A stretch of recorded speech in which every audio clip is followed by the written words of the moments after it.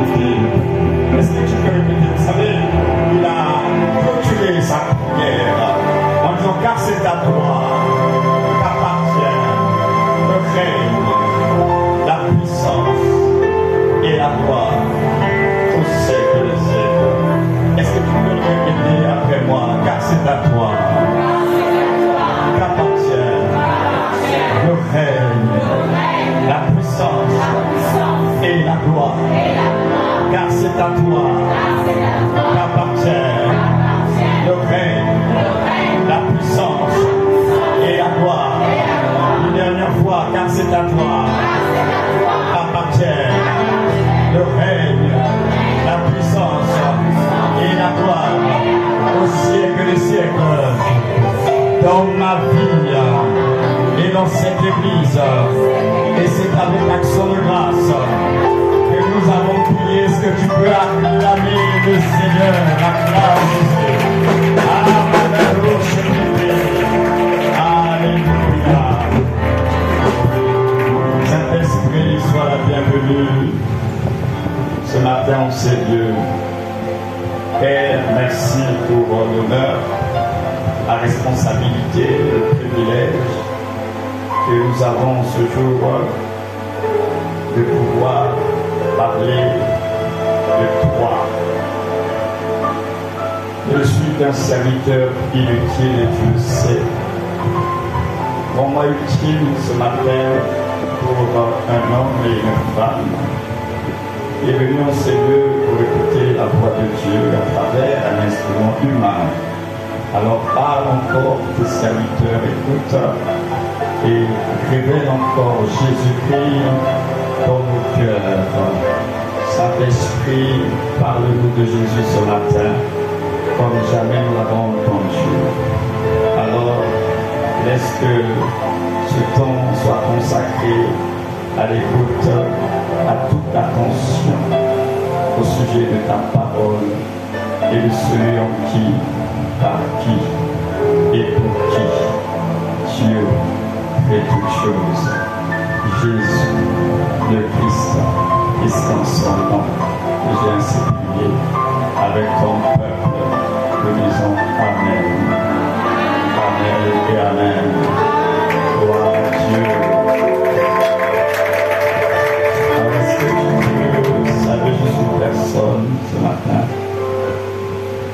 et bénir ton frère et ta soeur? Dis-lui que bon endroit ce matin. Seigneur, une parole pour toi. Merci, nous chantons.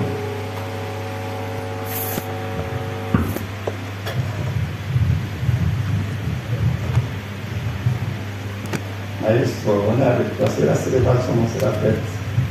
C'est la fête. Alors je vais partager certaines choses aujourd'hui.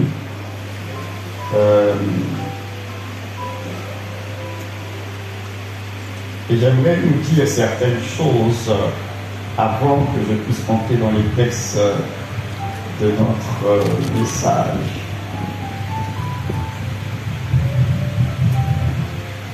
Est-ce qu'on peut m'arrêter ici?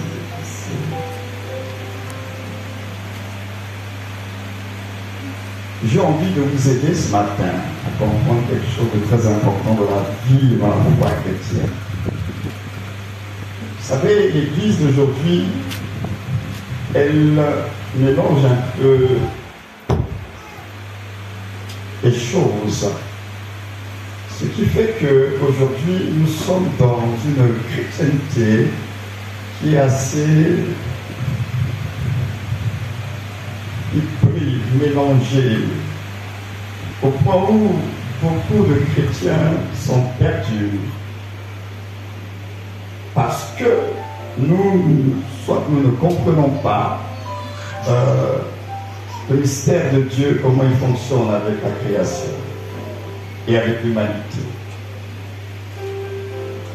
Vous devez comprendre une chose, c'est que tout ce que Dieu fait, il le fait avec un seul objectif, un seul but qu'il poursuit. Et le but de Dieu n'a jamais changé depuis le commencement jusqu'à aujourd'hui, c'est-à-dire c'est Christ. Et tout ce que Dieu a fait, toute l'œuvre qu'il a accomplie, c'est pour amener les gens à Christ.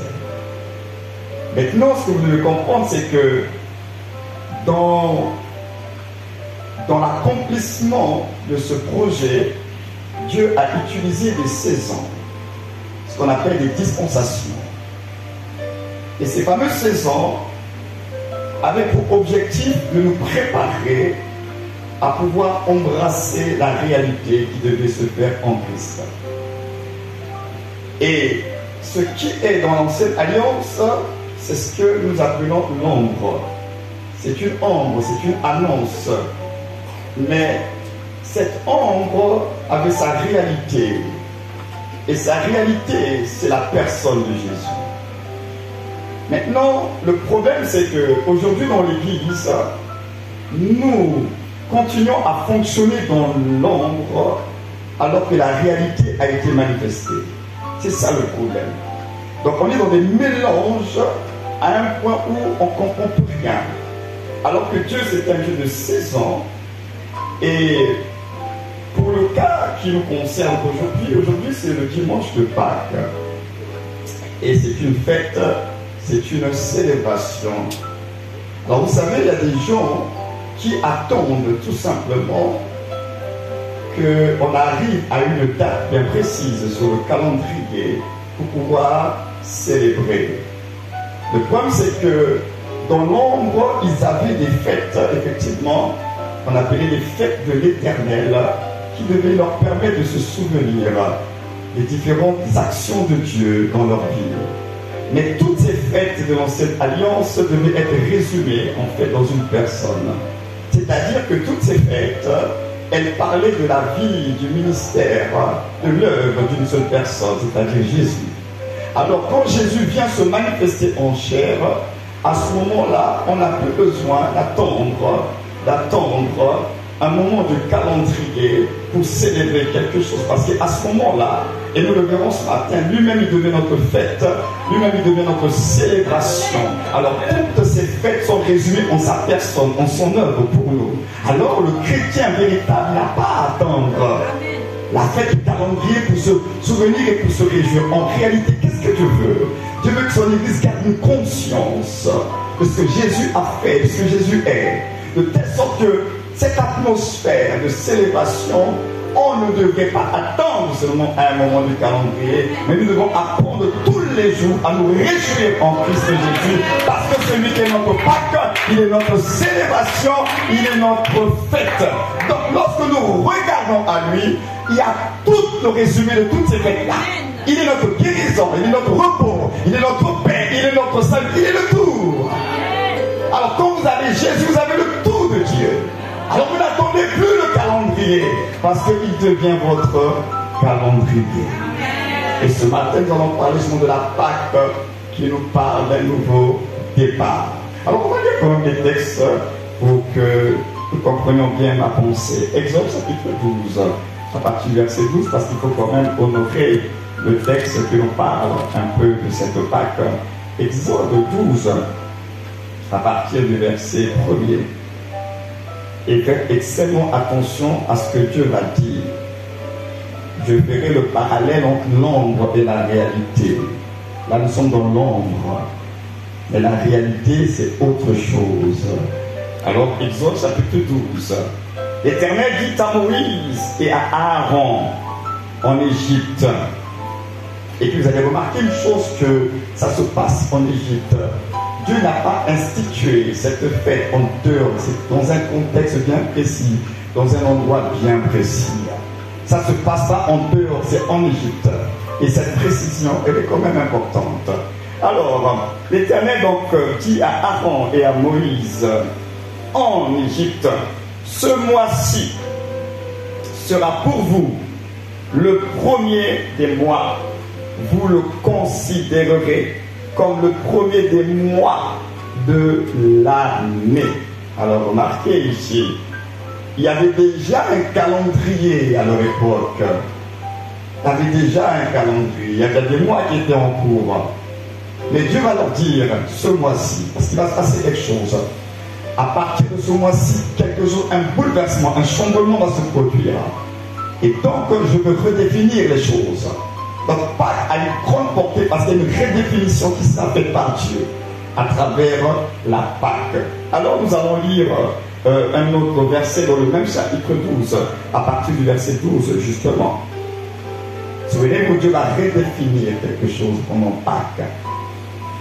Cette nuit-là, je parcourrai l'Égypte et je tuerai tous les premiers-nés du pays, hommes ou animaux, Je mettrai ainsi à exécution mes jugements contre tous les dieux de l'Égypte. Je suis l'Éternel. Pour vous, en revanche, le sang servira de signe sur les maisons où vous vous trouverez. Je verrai le sang et je passerai par-dessus vous. Il n'y aura pas de fléau qui vous détruise quand je frapperai l'Égypte. Faites extrêmement attention parce qu'il y a beaucoup de jeux. C'est Dieu qui va faire les choses.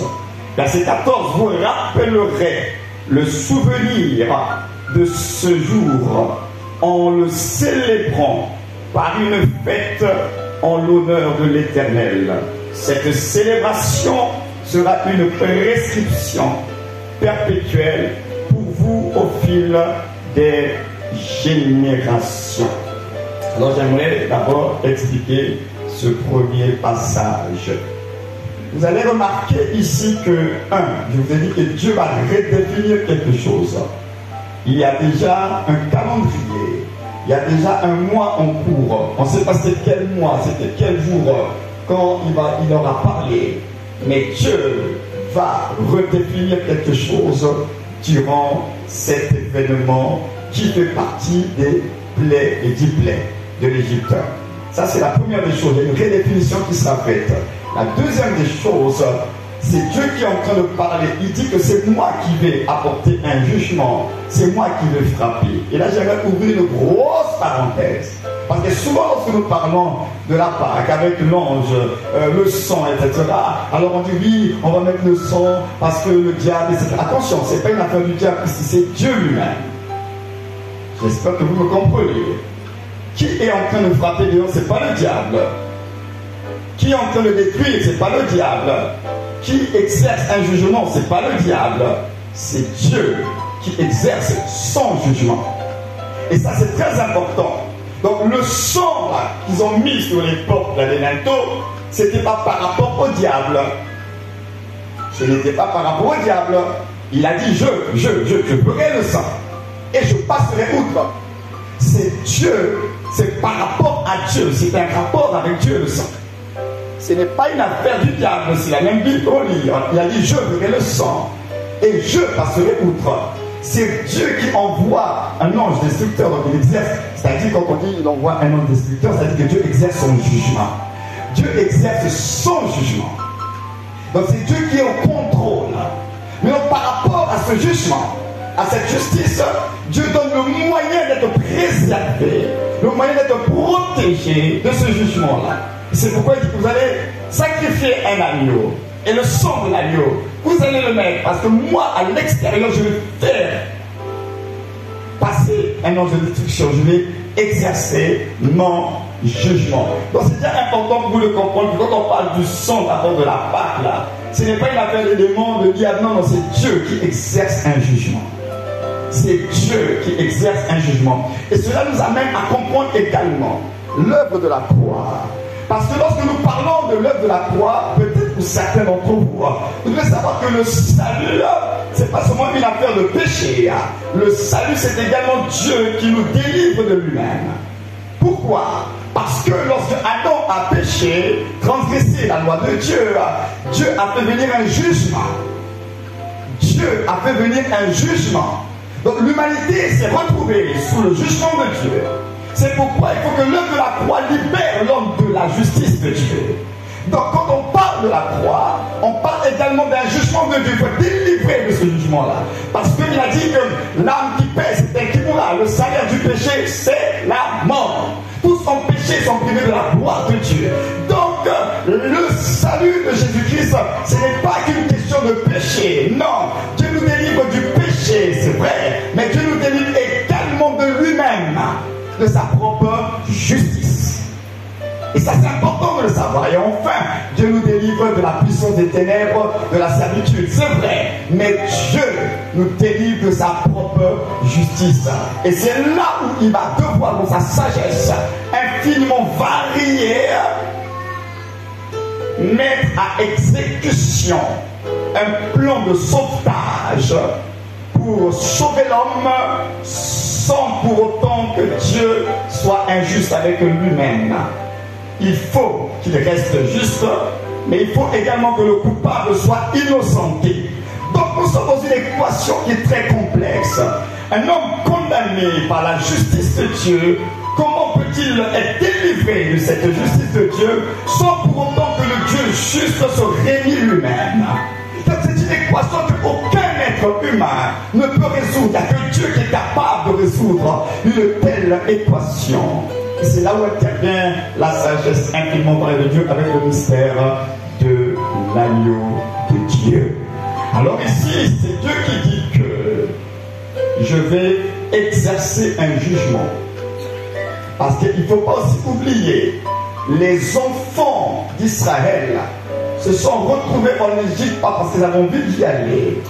Ils y étaient à cause d'un plan de Dieu et ils y étaient pas parce qu'ils avaient péché. Ils ont fait 400 ans de servitude, ils n'avaient pas péché. Ils ont hérité de la condition de leur père. Et donc de génération en génération, une nation, une génération, elle naît, elle grandit et elle meurt dans la servitude. Une autre naît dans la servitude, elle grandit dans la servitude. Une autre arrive dans la servitude, elle grandit, elle meurt dans la servitude. Il y a un héritage, il y a une transmission ici d'un héritage qui n'avance pas la génération. Ils ont rien demandé du tout, mais ils ont subi cela. Et ça faisait partie d'un plan de Dieu. C'est assez étrange tout cela. Et donc ici, il dit que je vais exercer un jugement. Donc la Pâque, il y a un jugement de Dieu. Il y a un jugement de Dieu. Maintenant, nous allons lire un deuxième texte. Pourquoi moi je parle ce matin de la Pâque qui est un nouveau départ? Nous allons lire un texte que nous connaissons, 2 Corinthiens chapitre 5, le verset 17. La Bible dit ceci: si quelqu'un est en Christ, il est une nouvelle créature, une nouvelle création selon les versions de la Bible. Les choses anciennes sont passées et on dit voici, toutes choses sont devenues nouvelles. Voici, toutes choses sont devenues nouvelles. Verset 21, il est écrit ceci: en effet, celui qui n'a point connu le péché, il l'a fait devenir péché pour nous, afin que en lui nous devenions justice de Dieu. Amen. Que Dieu bénisse sa parole. Pourquoi je vous fais lire ce texte-là? Parce que Pâques, c'est une ombre d'une réalité qui va être manifestée après avec la venue de l'agneau de Dieu, le vrai agneau de Dieu. Parce qu'ils ont fait des sacrifices autrefois, mais aucun des sacrifices qu'ils ont fait autrefois n'a pu satisfaire la justice de Dieu et n'a pu ôter le péché. Voilà pourquoi dans Hébreux 10, verset 5, il est dit quoi? C'est pourquoi Christ entrant dans le monde, il a dit, tu n'as voulu ni sacrifice ni holocauste. Il dit, tu m'as formé un corps. Parce que Dieu n'a pas agréé, n'a pas été satisfait par tous les sacrifices qui ont été faits. Tous les sacrifices qui ont été faits, c'était juste en attendant du véritable. Donc il fallait juste recouvrir le péché en attendant du véritable sacrifice qui, lui, a la capacité, non pas de recouvrir le péché, mais d'ôter le péché. Voilà pourquoi lorsqu'il va passer ce jour-là, Jean le Baptiste va l'observer, il est très révélé, un homme prophétique. Il dit, voici l'agneau de Dieu qui ôte le péché du monde. Donc il y avait des agneaux qui ont été sacrifiés. Ils ont eu à faire des fêtes de Pâques et de célébration. Mais aucun agneau ne pouvait ôter le péché. Le péché qui est toujours là. Mais tu avais prévu un agneau, celui qui va ôter le péché. Et c'est lui, le Christ, qui est annoncé dans les Écritures. Pourquoi nous parlons de nouveau départ? Déjà, vous devez savoir que le contexte de cette Pâque est assez particulière parce que cette Pâque en réalité fait partie de ce qu'on appelle, c'est la 10e plaie. Dieu a exercé ses jugements en Égypte, il y en avait 10 plaies. Et la Pâque égale la 10e plaie. Donc, avant que j'aille encore plus loin tout à l'heure, Dieu disait, lorsqu'il a parlé à Aaron et à Moïse, il dit ce mois-ci, je reviens avec ce que je vous ai dit tout à l'heure, il dit ce mois-ci, dans ce qui va se passer là, je vais changer le calendrier. Je veux faire de cet événement quelque chose que vous allez célébrer dans les générations futures. Parce que pour le moment, vous êtes encore dans la servitude, vous avez encore peur. C'est l'Égypte qui contrôle, qui domine, qui règne. Mais je veux faire quelque chose qui va marquer vos esprits. De telle sorte que, à partir de ce que je vais faire, vous n'allez plus jamais oublier ce que moi j'ai fait pour vous. Et vous allez rester finalement un peuple reconnaissant. Voilà pourquoi Pâques, c'est la première fête juive. C'est la première fête juive. C'est la première chose. Le premier événement que Dieu ne veut pas que son peuple oublie, c'est Pâques. C'est-à-dire qu'il ne veut pas que le peuple oublie d'où il a été tiré et ce qu'il est devenu. Donc c'est le premier. Quand on parle de Jésus, ou même quand nous pensons à Jésus, qu'est-ce qui te vient premièrement dans l'esprit? Est-ce que c'est le travail qu'il t'a donné? Est-ce que c'est le mariage qu'il t'a donné? Qu'est-ce qui te vient à l'esprit premièrement? Qu'est-ce que le monde, qu'est-ce que l'humanité doit retenir premièrement lorsque tu penses à Jésus? Lorsqu'on te parle de Jésus, tu penses à quoi? Alors lui dit que Pâques va vous rappeler un élément très important. C'est que Pâques, c'est le moyen par lequel Dieu va te faire passer des ténèbres à la lumière. Il va redéfinir les choses de ta vie et il va te réintroduire dans une nouvelle chose. C'est un nouveau départ, c'est un nouveau calendrier dans lequel tu vas maintenant fonctionner.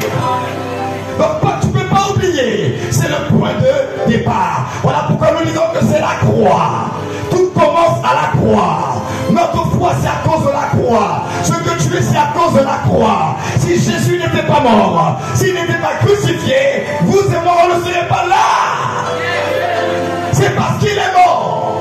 Tout commence à la croix. Voilà pourquoi l'apôtre Paul, lorsqu'il vient vers cette église de Corinthe, il dit non, je n'ai pas voulu savoir autre chose que Jésus-Christ et Jésus-Christ crucifié. Il ne veut pas que son église oublie la mort de Jésus. Voilà pourquoi vous allez remarquer dans son église, il a laissé un symbole très fort. Et c'est ce qu'on va faire tout à l'heure. La Sainte Seine. La Sainte Seine, il a fait exprès de laisser ça dans l'église. Pourquoi? Parce qu'il a dit que chaque fois que vous allez manger de ce pain, boire de cette coupe, il dit faites ceci en mémoire de moi. Mais en même temps il dit que quand vous allez le faire, il dit vous annoncez la mort du Seigneur jusqu'à ce qu'il revienne. Donc ça veut dire qu'il ne veut pas que l'Église oublie la mort du Seigneur jusqu'au retour du Seigneur. En d'autres termes, ça veut dire quoi? Le Seigneur il est mort où? À la croix, sur la croix. Donc qu'est-ce qu'il est en train de dire? Il est en train de dire, il ne faut pas que l'Église oublie la croix de Jésus jusqu'au retour de Jésus. Voilà pourquoi le diable s'est arrangé à ce que l'Église, de façon superficielle, banalise l'œuvre de la croix. On ne prend plus le temps d'expliquer ce que Jésus a fait. Mais pourtant il a dit, vous ne devez pas oublier la mort de Jésus. Il est mort où? À la croix. Et il dit, pas de temps en temps, pas à cause d'une fête calendrier. Il dit jusqu'à ce qu'il revienne. Jusqu'à ce qu'il revienne. L'Église ne doit pas oublier qu'un jour, Dieu est venu sur terre, revêtu notre humanité, et il est monté sur cette croix. Il a pris nos péchés, et puis il nous a délivrés. Alors il a dit jusqu'à. Donc c'est pas de temps en temps. On ne se souvient pas de la mort de Jésus parce qu'il y a la Sainte Seine, parce qu'il y a une fête de calendrier. Il dit faites ceci en mémoire de moi. Donc il faut constamment garder la conscience de la mort de Jésus. Et le diable il le sait. Parce que notre réjouissance, tout à l'heure on a célébré Dieu, on était contents. Parce qu'on louait les œuvres de Jésus. Mais cet état-là que nous avons manifesté tout à l'heure, c'est ce que tu dois manifester tous les jours dans ta vie. C'est une affaire de tous les jours. C'est pas une affaire, bon, je suis venu au culte et puis il y a un bon moment de célébration. Non, tu dois comprendre comprendre que tous les jours, tu dois te dire, hé Dieu, vraiment, Jésus, tu m'as pris de loin. Oh, merci pour la croix.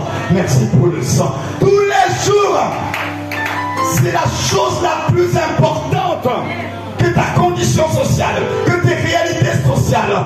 Parce que ce que tu vis socialement, c'est temporaire. Mais ce que tu es devenu en lui a une portée, une valeur éternelle. Alors tu dois faire un choix. Tu te réjouis pour ce que tu es devenu en lui, ou bien tu te lamentes de ce que tu n'as pas encore obtenu de lui. C'est ça le problème. On pleure, on se lamente parce qu'on n'a pas encore obtenu des choses de lui. Et pourtant on a obtenu une chose de lui qui est supérieure à tout ce qu'on peut obtenir de lui. Le don de sa vie. Le don de sa vie. Il nous l'a donné. Et ça va nous faire transcender les époques et les générations, parce que ça nous emmène jusqu'à l'éternité. Donc, la Pâque là, c'est une redéfinition du cours de ta vie. Parce que ta vie avant la Pâque, par la Pâque ici je parle de Christ, je parle de l'agneau. Ta vie avant la Pâque avait déjà une certaine définition. Tu avais une destinée qui était tracée à cause des alliances de ta famille. Ta vie était déjà définie. Peut-être que tu ne le savais pas, mais il y a des alliances dans nos familles qui ont tracé les destinées. Donc ta vie a une vie qui était définie. Une certaine façon de vivre, comme tout le monde dans la famille. Il y avait une définition qui était là. Mais non, la seule personne capable de redéfinir, réorienter ta vie, il n'y a que l'agneau qui pouvait le faire. Voilà pourquoi si tu n'es pas en Christ, on dit que si quelqu'un est en Christ, il est une nouvelle création. Alors c'est quoi la nouvelle création? C'est une nouvelle identité spirituelle. Alors si quelqu'un est en Christ, tu vas passer d'une réalité spirituelle à une autre réalité spirituelle.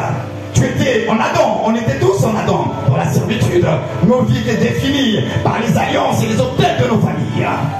Mais celui qui est en Christ, la Bible dit, si quelqu'un est en Christ, il est une nouvelle création. La redéfinition se fait en Christ.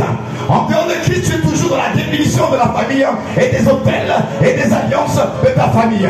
Mais c'est celui qui est en Christ qui va vivre la redéfinition de sa vie et de sa destinée. Si quelqu'un est en Christ, il est une nouvelle création. Les choses anciennes sont passées. Et dit voici toutes choses sont devenues nouvelles. Pourquoi? Parce que c'est celui qui est en Christ qui va avoir un nouveau calendrier de vie. C'est celui qui est en Christ qui va être reconnecté à sa véritable destinée. Donc les choses nouvelles, elles sont nouvelles pour toi, mais en réalité, c'est ce que tu avais déjà destiné pour toi de toute éternité. J'aimerais vous dire une chose, il n'y a pas plusieurs destinées. Ta destinée, elle a déjà été tracée de toute éternité. Mais lorsqu'il y a eu le péché d'Adam, les hommes ont été déconnectés de leur destinée. Et la destinée des hommes, c'est ce que Dieu avait prévu dès le point de départ. Il dit, faisons l'homme à notre image et selon notre ressemblance. Donc Dieu a créé l'humanité pour que cette humanité porte son image et manifeste Dieu. Mais donc quand il y a eu le péché, cette humanité s'est déconnectée de sa destinée. Pourquoi? Selon Romains 8, à partir du 29, verset 29, il dit quoi? Il dit que ceux qu'il a connus d'avance, il les a prédestinés à devenir semblables à l'image de son Fils, afin que celui-ci soit le premier-né dans beaucoup de frères. Donc nous avons été destinés de toute éternité à être comme lui, comme le Fils premier. Donc, il n'y a pas plusieurs destinées. Nous n'avons qu'une seule destinée. Et cette destinée, c'est le Christ. Nous devons manifester son image. Nous devons refléter Christ sur la terre. Mais dans le péché, nous a déconnectés de notre destinée. Voilà pourquoi lorsque vous venez à Christ, vous recevez le Christ, qu'est-ce qu'il va faire? Il ne va pas définir en réalité une nouvelle destinée. Ce qu'il va faire, c'est tout simplement vous reconnecter à votre destinée de départ. Il vous reconnecte à lui. Il vous reconnecte à lui. Et maintenant, étant en lui, vous allez vivre ce qu'on appelle les nouvelles choses. Pâques, c'est un nouveau calendrier. Pâques, Pâques, c'est la redéfinition de ta vie et du plan de ta vie. Pâques, c'est un nouveau départ. Pourquoi? Parce que c'est la 10e plaie. Vous savez, il y en a une 9. Et quand nous faisons les calculs, quand on compte là, les unités s'arrêtent à quel chiffre? Hein? Les unités s'arrêtent à... Maintenant, les dizaines commencent à quel chiffre? Est-ce que 10 et 9 sont de la même catégorie? Non. Pâques fait partie de la 10e plaie. 10 annonce un nouveau départ. 10 annonce une nouvelle comptabilité. Parce qu'on compte de 1, 2, 3, 4, 5, 6, 7, 8, 9. Ça, ce sont les unités. Mais quand tu rentres à 10, ce sont les dizaines. C'est une nouvelle comptabilité. Donc Dieu, déjà par Pâques, il est en train de les introduire dans quelque chose de nouveau. Parce que c'est la Pâques qui les a fait sortir. C'est la Pâques où ils ont reçu la délivrance. C'est la Pâques où ils ont été justifiés par Dieu lui-même. Donc c'est Pâques qui introduit le nouveau calendrier. C'est Pâques qui les introduit hors d'Égypte. C'est Pâques qui est le nouveau départ. C'est pourquoi il a dit n'oubliez pas la mort de Jésus. Il ne faut pas que tu oublies. Parce que ta foi en lui a besoin de la croix. C'est l'œuvre de la croix qui te communique la foi. Et cette foi qui est née de la croix, elle est alimentée par la croix. Tu peux être fortifié dans ta foi, alors continue à regarder à la croix. Parce que quand tu cesses de regarder à la croix, à ce que Jésus a fait pour toi, tu feras l'ouvrage dans ta foi. Ta foi dépend de la croix.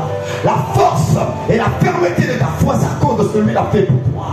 Alors si tu n'as pas compris l'œuvre de la croix, ta foi sera fragile.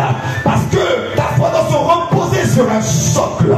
Et le socle de ta foi, c'est la mort de Jésus. L'œuvre de Christ pour toi. Parce que cette œuvre de la croix t'a tout donné. Elle t'a libéré de la puissance du péché. Elle t'a libéré de la justice de Dieu. Elle t'a libéré de la servitude du royaume des ténèbres. Donc si tu oublies ça, tu es perdu. Tu es perdu. C'est pourquoi il a dit ayez les regards fixés sur Jésus. C'est-à-dire ayez les regards fixés sur ce que Jésus-Christ a fait pour vous. Alors à force de contempler ce qu'il a fait pour toi, même quand dans ta réalité ça ne va pas, mais tu ne manqueras pas d'avoir la joie du Seigneur en toi. Alors les gens ne vont pas comprendre, mais pourtant les réalités sont difficiles. Tu as toujours la joie, tu as toujours la paix. Pourquoi? Parce que tu regardes la croix. Et la croix te dit que ta condition, c'est pas ça ta réalité. Il y a une réalité qui t'attend, la vraie. C'est pourquoi, lorsque nous parlons de la Pâque, là je vous ai parlé de la Pâque dans le regard des Juifs. C'était passé outre. Ils sont sortis. Ils sont entrés dans quelque chose. Dieu a redéfini les choses. Mais l'Église, puisque il y a tellement de controverses sur la Pâque aujourd'hui, l'Église aujourd'hui, notamment aujourd'hui, on célèbre la résurrection. Et c'est là justement que nous comprenons. Quand on parle du salut, quand on parle de l'agneau, l'œuvre de l'agneau, le salut, c'est deux réalités. C'est Jésus-Christ crucifié. Et c'est Jésus-Christ ressuscité. S'il n'est pas ressuscité, l'œuvre de la croix est vaine. C'est pas moi qui le dis, c'est l'apôtre Paul qui dit dans les Corinthiens 15. Si Jésus-Christ n'est pas ressuscité, il dit votre foi est vaine, vous êtes encore dans vos péchés. Donc, l'équilibre, c'est comme vos deux jambes là. L'équilibre du salut, c'est l'œuvre de la croix et la résurrection. Parce que s'il n'y a pas la résurrection, ça veut dire que vous n'entrerez pas dans le nouveau départ en question. Vous n'allez pas le vivre. Parce que la résurrection, c'est elle qui va introduire le mystère de la nouvelle création. C'est la résurrection qui va introduire la filiation filiation divine. C'est la résurrection qui va produire la vie de l'esprit. Donc, s'il n'y a pas la résurrection, tu n'es pas né de nouveau. C'est par la résurrection qu'on parle de nouvelle naissance. Donc, la nouvelle création, elle sort du dernier Adam. Alors, laissez-moi parler un peu d'Adam ce matin. L'histoire de l'humanité, c'est une affaire d'Adam. C'est une affaire d'Adam. Je l'avais posé un peu ici lors lorsqu'on faisait les décrets, mais je vais insister là-dessus. Quand on parle d'Adam, il y a trois réalités en Adam. Il y a Adam tout court, c'est le père de l'humanité, le mari, entre guillemets, de Ève, Adam. Nous avons le second Adam. Le second Adam, c'est Jésus de Nazareth, c'est l'agneau qui ôte le péché. Et puis nous avons le dernier Adam. Quand vous lisez votre Bible, faites attention parce que la Bible précise bien tout cela. Quand la Bible parle du second Adam, elle est en train de parler de Jésus de Nazareth, l'agneau qui doit mourir à la croix, dont le corps formé dans le sein de Marie est un corps mortel, un corps qui doit porter les péchés et qui doit mourir à la croix. Jésus de Nazareth est mort à la croix. Le second Adam par identification et substitution, il a pris notre place et il est mort. La Bible dit que le châtiment qui nous donne la paix est retombé sur lui. La mort que toi et moi on devait recevoir, c'est lui qui l'a porté. Voilà pourquoi il est mort à la 9e heure, il est mort. Il n'a pas fait son corps, il est mort. Le corps qu'il avait été mortel, il est mort. Ça c'est le second Adam qui devait mourir pour l'humanité afin de nous délivrer de l'héritage du premier Adam, le mari de Ève. Maintenant le second Adam il meurt à la croix pour devenir à la résurrection le dernier Adam, c'est-à-dire le chef, le premier-né d'une nouvelle race d'hommes et de femmes qu'on appelle les fils de Dieu. Alors celui qui est le dernier Adam qui introduit la filiation divine, il devient à ce moment-là le premier-né d'entre beaucoup de frères. C'est le dernier Adam. Et nous sommes à l'image du dernier Adam. C'est le dernier Adam qui est la tête du corps de l'Église. L'Église, c'est le corps du dernier Adam. Et toi et moi, nous sommes membres du dernier Adam, c'est-à-dire Jésus-Christ ressuscité. C'est le ressuscité qui est le dernier. Le crucifié, c'est le second. Et puis le premier, c'est le mari de Ève. Donc qu'est-ce qui va se passer? C'est le second Adam. Il est venu l'agneau, c'est le second Adam qui vient nous délivrer du premier Adam avec son héritage, parce que nous étions condamnés. Donc le second vient nous délivrer du premier et son héritage, afin que par sa résurrection, il nous introduise dans le mystère de en-Christ. Mais on entre dans le mystère de en-Christ par la résurrection de Jésus de Nazareth. Donc le dernier Adam, c'est lui qui te fait entrer. Donc la Pâque que nous célébrons, c'est la Pâque du dernier Adam. C'est par sa résurrection qui nous a fait passer de la mort à la vie. Nous sommes sauvés. Alors quand tu dis que tu es sauvé, c'est ça. C'est pourquoi le repère de votre foi doit commencer à la croix. Le repère, c'est comme des boussoles. La boussole a un point de repère. Le point de repère de la boussole, c'est le nord. C'est le nord. C'est-à-dire qu'à partir du nord, vous pouvez vous repérer dans l'espace. Si la boussole perd le nord, vous êtes aussi perdu. C'est pourquoi on a mis le nord comme un point de repère pour vous aider à vous déplacer dans l'espace. Alors vous devez comprendre que votre foi, elle a aussi un repère.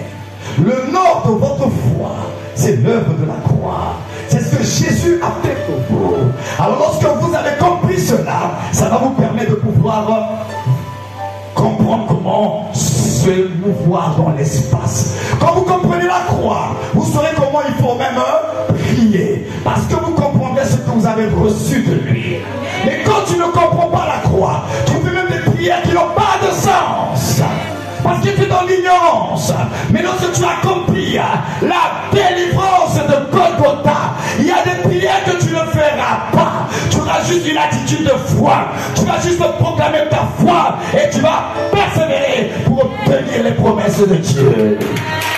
Alors il y a certaines prières que tu fais parce que tu n'as pas compris l'héritage de la croix. Et tout a été réglé par le sang. Parce que c'est une affaire de sang. C'est une affaire de sang. Le sang a une grande valeur. Je vais vous dire une autre chose par rapport au sang. Parce qu'on ne peut pas parler de l'agneau sans parler du sang. Je vais vous prendre une image prophétique. Joseph s'est retrouvé dans une prison. Et dans cette prison, c'était la prison des prisonniers politiques, s'il faut le dire ainsi, de Pharaon. Et dans cette prison, Joseph a rencontré deux hommes. Un qui était le panetier, celui qui s'occupe du pain, responsable de tout ce qui est en rapport avec le pain. Le deuxième, les chansons, celui qui s'occupe du vin. Joseph était en prison, avec d'un côté le pain, de l'autre côté le vin. Maintenant, la délivrance de Joseph doit passer par qui? Parce qu'il y a le pain, il y a le vin. Pourquoi le panetier devait mourir? Mais parce que le panetier ne pouvait pas sortir. Le corps, c'est ce qui reste. Le sang, c'est ce qui est présenté à Dieu. Donc, le panetier devait mourir pour que celui qui incarne le vin puisse, dans le palais, plaider. C'est le sang qui plaide. C'est la voix du sang qui plaide en notre faveur. Donc, Joseph ne peut pas sortir par une autre voix. La voix du sang. Voilà pourquoi c'est le sang de Jésus qui plaide en notre faveur. C'est la voix du sang qui parle pour toi. Alors il est monté au ciel. Le corps qui était mortel il est resté, il ne peut pas monter. Il est monté avec le sang. C'est le sang qui a été présenté. Et c'est à cause de son sang que nous sommes ce que nous sommes. Rachetés par le sang. Le corps a été condamné à la croix. Le panetier devait mourir. Le corps devait être condamné. Le corps devait mourir. Mais le sang, c'est lui qui devait être présenté à Dieu pour la justification de l'humanité. Voilà pourquoi c'est la voix du sang. C'est le sang qui parle. C'est le sang qui plaide en votre faveur. Et la seule personne qui pouvait plaider à ce moment-là en faveur de Joseph, c'était les chansons. Et lorsque 2 ans sont passés, alors il est venu, il s'est souvenu et il a parlé. Alors j'aimerais dire à quelqu'un, Dieu n'a pas oublié ta situation et ta condition. Il y a dans le ciel, tu as un avocat, Jésus-Christ, et il intercède pour toi. Et il plaide, mais il ne plaide pas comme cela, c'est le sang de Jésus. Le sang de Jésus plaide pour toi. Le sang de Jésus parle pour toi. Et Dieu se souvient du sang. Et c'est à cause du sang. C'est pourquoi il a dit, quand je verrai le sang, je passerai. Pas que ça. Quand je verrai le sang, je passerai. C'est une affaire de sang. C'est une affaire de sang. La valeur du sang de Jésus. On ne peut pas attribuer notre valeur. C'est son sang qui nous lave, qui nous purifie, qui nous justifie, qui nous rachète, qui est le prix de l'achat. Le sang de Jésus nous introduit même dans la communion avec le Père. Le sang de Jésus-Christ. Et la valeur de son sacrifice, elle dépasse surpasse tous les sacrifices qui ont été faits dans ta famille, quelles que soient les générations, quel que soit le nombre d'hommes, d'animaux qu'on a tués dans ta famille. J'aimerais te dire ce matin, il y a un seul sacrifice dont la valeur est supérieure à la valeur des sacrifices de ta famille, et c'est le sacrifice par le sang de Jésus. Voilà pourquoi son sang parle. Son sang parle. Alors le sang de la famille parle. Les sang de tes ancêtres parlent. Mais toi qui es en Christ, il y a un sang aussi qui parle pour toi. Le sang de la famille parle contre toi. Pour t'assujettir, te maintenir dans la servitude, dans la maladie, dans la pauvreté. Mais en Christ, il y a maintenant un autre sang. La voix du sang de l'alliance, le sacrifice de Jésus parle pour toi. Et le sang de Jésus parle. Il dit justification. Il dit pardon. Il dit repositionnement. Il dit non, non, non, non. Il va être béni. Les portes vont s'ouvrir. Bénédiction, restauration, relèvement, repositionnement, guérison, santé, prospérité. La voix du sang de Jésus. Il y a une voix qui parle. La voix du sang. Leur voix parle. Mais vous savez, dans le monde spirituel, c'est une affaire de dominant. Dominer. C'est le plus fort qui domine. Alors toutes les voix là, qui parlent dans ta famille, c'est réel. Mais il y a une autre voix qui parle. Mais elle parle pour celui qui est en Christ. Il faut être en Christ. Quand tu es en Christ, tu es dans une nouvelle alliance. Quand tu es en Christ, tu es dans un nouveau calendrier. Dans le calendrier de la famille, on avait dit que 2023 ne s'achèvera pas. Tu vas mourir comme les autres. Mais lorsque tu viens en Christ, il y a un nouveau calendrier qui a été mis en place. Et ce calendrier dit que 2023, tu passeras. 2024, tu passeras. 2025, tu passeras. Tu passeras. Tu passeras à cause du sang, à cause de la Pâque. La Pâque, c'est le passage. La Pâque, c'est la traversée. Alors, si tu es en Christ, tu traverseras. Là où les gens de ta famille étaient bloqués, parce qu'ils ne sont pas en Christ. Mais toi, parce que tu es en Christ, tu passeras. Tu vas enjamber, c'est ça, et ça, c'est la traversée. Alors il y a le fleuve de la mort. Tous ceux de ta famille, quand ils arrivent là, ils tombent, ils meurent. Mais toi, quand tu es en Christ, quand tu arrives devant le fleuve de la mort, il y a un pont qui apparaît subitement et qui te permet de passer. Et c'est Jésus-Christ qui est le pont, qui est le chemin, qui te permet de passer. Pâques, Pessa, la traversée. Tu traverseras. Oh, dis à ton voisin, tu traverseras. Tu traverseras. Rien ne t'empêchera. Tu vas traverser. Donc la Pâque nous rappelle que je suis appelé à traverser. Nous ne sommes pas de ceux-là qui restent et qui demeurent. Non. Même si c'est le désert, même si c'est une vallée, nous sommes le peuple qui est appelé à traverser. Le désert que tu vis n'est pas ton terminus. Tu vas traverser. La vallée de l'ombre de la mort que tu traverses, tu vas la traverser. Ce n'est pas le terminus. Ton terminus s'appelle Jésus. Ton terminus s'appelle Christ. Donc, tant que tu n'as pas encore atteint Christ, il y a encore de l'espoir. Il y a encore de l'espoir. Voilà pourquoi la Bible dit Christ en vous, l'espérance de la gloire. Christ en vous, l'espérance de la gloire. En Christ, tu as une espérance. Tant que tu es vivant, tant que tu te réveilles le matin, ça veut dire que ce n'est pas encore terminé. Lorsque tu te réveilles, ne te réveille pas de façon accablée. Ah, encore une journée comme les autres. Non, si Dieu a permis que Tu as encore le souffle de vie. C'est pas parce qu'il veut te voir souffrir, non. C'est pour te dire que ce n'est pas encore terminé. Alors, ils ont cru que c'était terminé. On t'a oppressé, on t'a condamné, on t'a fait vivre des situations pour t'amener à abandonner la foi, pour t'amener à te suicider.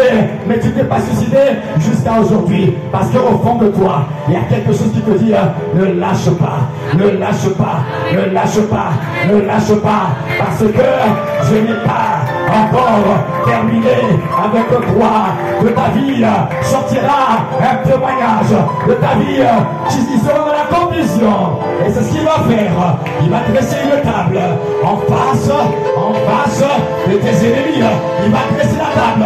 Oh, il ne permettra pas qu'il meure. Il faut qu'il voie. Il voit ton état. Il voit ta condition. Dieu dit que je dresse une table en face de tes ennemis. Et pendant que tu dresses la table, il va te oindre. Il va te oindre. Et ta coupe, elle va déborder. Et tes ennemis, ils vont constater qu'il y a quelque chose qui s'est passé. Parce que tu es en Christ. Alors n'aie plus peur. Tu es en Christ. Et ça te suffit. Tu es en Christ. Alors tu dois te réjouir tous les jours. C'est pourquoi le chrétien, l'Église n'a pas besoin de fêter comme les gens du monde. L'Église doit tout simplement se focaliser sur Jésus. Et quand on se focalise sur Jésus, il y a tout dedans. Quand on parle de Jésus, on parle de tout. Parce que l'auteur de votre salut, c'est lui. L'auteur de votre réconciliation avec Dieu, c'est lui. L'auteur de la délivrance du péché, c'est lui. Celui qui vous rachète, c'est lui. Quand on parle de Jésus, c'est le tout là. Donc en réalité, Dieu a tout résumé en une seule personne. Et cette personne, c'est Jésus-Christ, le Seigneur. Est-ce que tu peux acclamer le roi des rois? Qui ôte le péché, celui qui nous fait traverser. Alors tu auras compris ce matin, avec Jésus, il t'a donné la capacité de traverser. Tu traverseras, tu traverseras, tu traverseras. Rien ne t'arrêtera. Tu traverseras. Avec Dieu, nous ferons des exploits. Et il écrasera nos ennemis. Tu traverseras. Alors parle pour toi-même et dis je traverserai. Je ne sais pas la situation que tu vis en ce moment. Si tu es en Christ, dis je vais traverser. Je vais traverser. Je ne resterai pas dans les ténèbres. Je ne resterai pas dans la confusion. Je vais traverser. Je vais traverser. À cause de Jésus, à cause du Christ, je traverserai. Alors je ne pleurerai plus. Je cesse de pleurer. Je cesse de me lamenter. Mais je me focalise sur Jésus. Je ne pleurerai plus. Je ne pleurerai plus. Oui, tu peux te parler à toi-même. Tu peux parler à ton âme. Dis à ton âme, mon âme, c'est fini, on ne pleurera plus. On ne pleurera plus. Non, mon âme, réjouissons-nous dans le Seigneur. Je ne pleurerai plus. Je ne pleurerai plus. Je ne me lamenterai plus. Mais j'apprendrai, à cause de l'œuvre de la croix, à me réjouir à cause de l'œuvre de Jésus-Christ pour moi. Mon âme, réjouis-toi. Mon âme, bénis l'Éternel. Mon âme, célèbre Dieu. Je ne pleurerai plus. Aujourd'hui, c'est une Pâque particulière où tu prends la résolution. Tu dis à partir de la Pâque de cette année 2023, je prends la résolution. Je ne pleurerai plus. Je ne pleurerai plus. Je ne pleurerai plus. Mais j'apprendrai à me réjouir dans le Seigneur. Je ne pleurerai plus. Pourquoi? Jean a pleuré a pleuré. Et le vieillard est venu dire à Jean, ne pleure plus. Ne pleure plus. Pourquoi, Jean, tu ne vas plus pleurer? C'est pourquoi j'aimerais te dire ce matin, pourquoi l'apôtre en train de Dieu ne pleure plus? Je te dis la même chose que ce que l'ange, le vieillard, a dit à Jean. Jean a pleuré parce qu'il y a la consolation.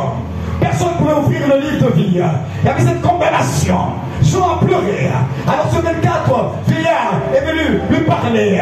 Il lui a dit, ne pleure plus. Pourquoi tu ne vas plus pleurer? Il dit, voici l'agneau de Dieu, le rejeton de David. Il a vaincu, il a triomphé. C'est lui qui est venu régler le problème.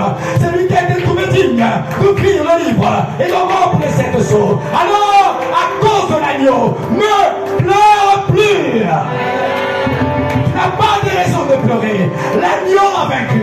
L'agneau a triomphé. Ne pleure plus. Alors réjouis-toi et rends gloire à l'agneau qui a été immolé. Jésus, le Christ, le Seigneur. Alléluia. Il a vaincu. On pleure beaucoup, mais c'est Jésus qui essuie nos larmes. On a dit qu'il est le consolateur des cœurs brisés. C'est Jésus. Tu veux la consolation? C'est Jésus qui est notre consolation. Jésus est ma consolation. Il est ma consolation. Il est ma consolation. Il est ma consolation. Jésus est mon salut. Alors s'il dit pour faire ce surmémoire de lui, alors on veut se souvenir et dire tout simplement merci. Merci.